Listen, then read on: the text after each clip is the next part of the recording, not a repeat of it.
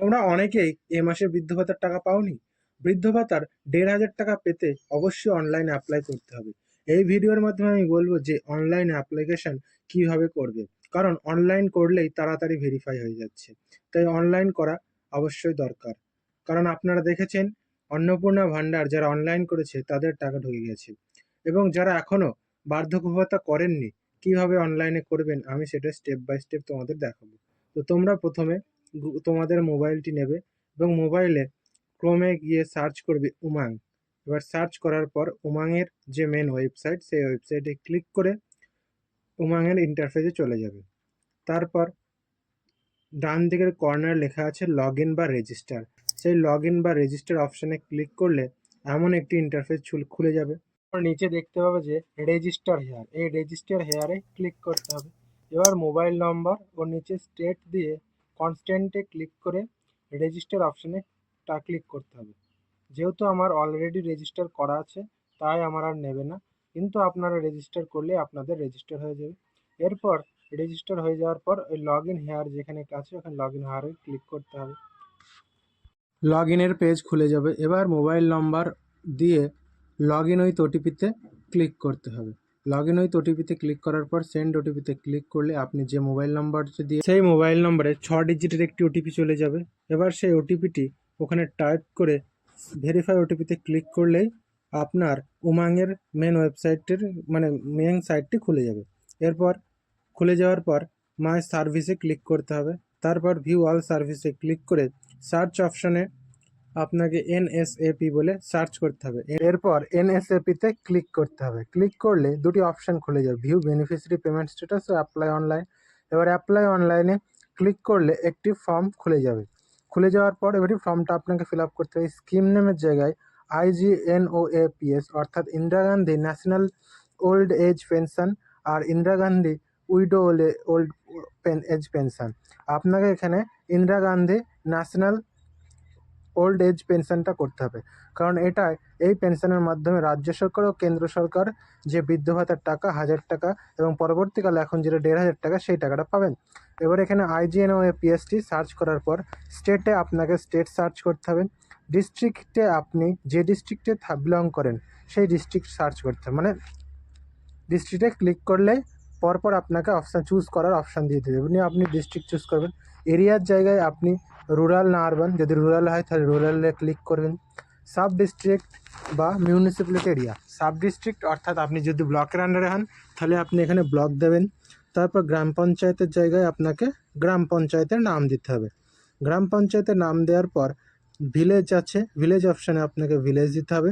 হ্যাবিটেশনের জায়গায় আপনি যে ভিলেজ নামটি সেই ভিলেজ নামটি দিতে হবে। নেমের জায়গায় আপনার নাম দিতে হবে। হাজব্যান্ড বা ফাদার নামের জায়গায় আপনার বাবার নাম দিতে হবে। জেন্ডারের জায়গায় আপনার লিঙ্গ দিতে হবে, অর্থাৎ আপনি ছেলে না মেয়ে, পুরুষ না মহিলা দিতে হবে। তারপর ডেট অফ বার্থের জায়গায় আপনাকে আপনার ডেট অফ বার্থ টাইপ করে দিতে হবে। ডেট অফ বার্থ দেওয়ার পর আপনার এজ অটোমেটিকলি নিয়ে নেবে। যদি 60 বছরের ঊর্ধ্বে হয় তাহলে অটোমেটিকলি নিয়ে নেবে। এরপর কাস্ট সিলেক্ট করতে হবে, আপনি জেনারেল না ওবিসি। তারপর ডান দিকে না এসসি, তারপর ডান দিকে লেখা আছে অ্যাড্রেস, এখানে আপনি শুধু আপনার গ্রামের নামটা লিখে দিলেই হবে। এবং বাঁ দিকের নিচে লেখা আছে পিনকোড, অর্থাৎ আপনার পিন নম্বরটি দিতে হবে।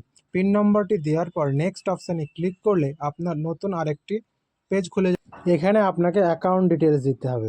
মোবাইল নম্বরের জায়গায় মোবাইল নাম্বার টাইপ করতে হবে। এবার পেমেন্ট মোড, এখানে আপনি ব্যাঙ্ক অ্যাকাউন্ট করতে পারেন অথবা পোস্ট অফিস অ্যাকাউন্ট করতে পারেন অথবা ক্যাশ করতে পারেন। আপনার এখানে ব্যাঙ্ক অ্যাকাউন্ট করাই ভালো, তাই আপনি এখানে ব্যাঙ্ক অ্যাকাউন্ট করলে এখানে আপনার ব্যাঙ্ক অ্যাকাউন্ট ডিটেলস চাওয়াবে। বলছে do you have a bank IFC branch, যদি আপনার আইএফসি ব্রাঞ্চ অর্থ থাকে তাহলে আপনি এখানে ইয়েস মেরে ব্রাঞ্চ আইএফসির জায়গায় আপনাকে আপনার আইএফসি কোডটি টাইপ করে দিতে হবে। এবার টাইপ করে দিলে আপনার ব্যাংকের স্টেট, ডিস্ট্রিক্ট, ব্যাংক টাইপ সব অটোমেটিক উঠে যাবে। এরপর আপনাকে এই ব্যাংক পিও বা অ্যাকাউন্ট নম্বরের জায়গায় আপনার যে অ্যাকাউন্ট নাম্বারটি সেটি টাইপ করে দিতে হবে।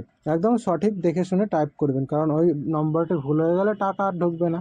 তাই ব্যাংক অ্যাকাউন্ট নম্বরটি দেখে শুনে টাইপ করে নেক্সট অপশানে ক্লিক করবেন। এবার আপনার আধার ভেরিফিকেশানের পেজটি খুলে যাবে। বলেছে কি নেম এজ পার আধার, এখানে আপনার আধার কার্ড অনুযায়ী যে নাম আছে সেই নামটি টাইপ করতে হবে। তারপর আধার নাম্বারের জায়গায় আপনি আপনার আধার নাম্বারটি 12 ডিজিটের যে আধার নাম্বার সেই আধার নম্বরটি লিখে দেবেন। এবার আপলোড ফটো, এখানে আপনার যে আধার কার্ডটি আছে সেটি জেপিজি করে আপলোড করতে হবে, জেপিজি ফরম্যাটে। এটি 50 কেবির নিচে হতে হবে। আপনার যদি ছোট আধার কার্ড হন তাহলে এপিডোপিট দুটোই আপলোড করে দিতে হবে। আপলোড করার পর এবার আপনি ফর্মটি যদি প্রিভিউ করতে চান, প্রিভিউ করে পুরো ফর্মটি দেখে সাবমিট অপশানে ক্লিক করলে গেট ওটিপি বলে একটি অপশান খুলে যাবে। এবার গেট ওটিপিতে ক্লিক করলে আপনার যে ফোন নম্বরটি দিয়েছেন সেই ফোন নম্বরে একটি ওটিপি চলে যাবে। সেই ওটিপিটি এন্টার ওটিপির জায়গায় টাইপ করে দিয়ে ভেরিফাই ওটিপি করে দিলেই আপনার ফর্মটি সাবমিট হয়ে যাবে এবং আপনাকে একটি আপনার অ্যাকনলেজমেন্ট নম্বর দিয়ে দেবে। এই নম্বরটি আপনাকে যত্ন করে রাখতে হবে, কারণ পরবর্তীকালে অ্যাপ্লিকেশনের স্ট্যাটাসটি চেক করতে গেলে এই অ্যাপ্লিকেশন নম্বরটি অবশ্যই দরকার, তাই এটি ভালো যত্ন করে রেখে দেবেন।